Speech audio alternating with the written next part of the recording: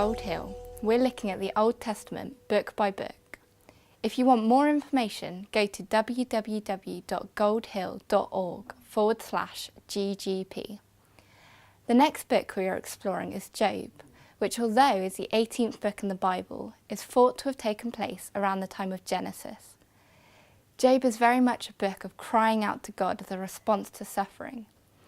In chapter 3 we read that Job declares, "I have no peace, no quietness. I have no rest, but only turmoil." Words that may be far too easily relatable in a world where suffering seems rife. Job was a good man who feared God, was wealthy, successful, and in the eyes of the world, he had it all. Yet in the space of a few minutes, he lost everything. God allowed for it to be taken away to prove that Job was capable of true worship without any material possession. The book documents his journey through this immense suffering and his staggering response to it. His three friends, Eliphaz, Bildad, and Zophar, offer him condemning, unhelpful advice, arguing that a righteous person surely would not incur the wrath of God in this way. However, Job teaches us that suffering in this world is not dependent upon whether we are good people. It is because we live in a broken world at odds with its maker. Throughout the book of Job, we see an honest response to suffering, with Job expressing that he hates his very life.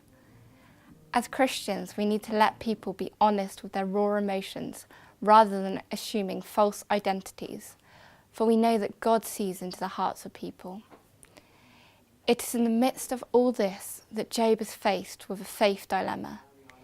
He can curse God and give up, as suggested by his wife, or he can continue to trust in the Lord he fears.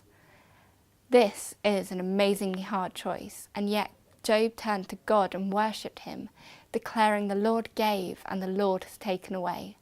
May the name of the Lord be praised." This is a radical example for us to follow. The book of Job essentially teaches us that it's not as simple as good things happen to good people and bad things happen to bad people. We won't always be able to understand why hard things happen, but we know that they do. Jesus taught the same thing in the Sermon on the Mount. Job felt abandoned by God and expressed this honestly. However, when we are honest with God, we have to be prepared for him to be honest with us. In chapters 38 to 41, God speaks, and through his word we clearly see the limitations of humanity.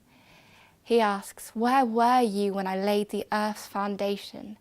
Tell me if you understand." God is bigger and he is in control. Throughout every circumstance that threatens to overwhelm, he is the one who knows the intricacy and also the vastness of the universe. Our job is to trust and worship him. This is the underlying theme of Job.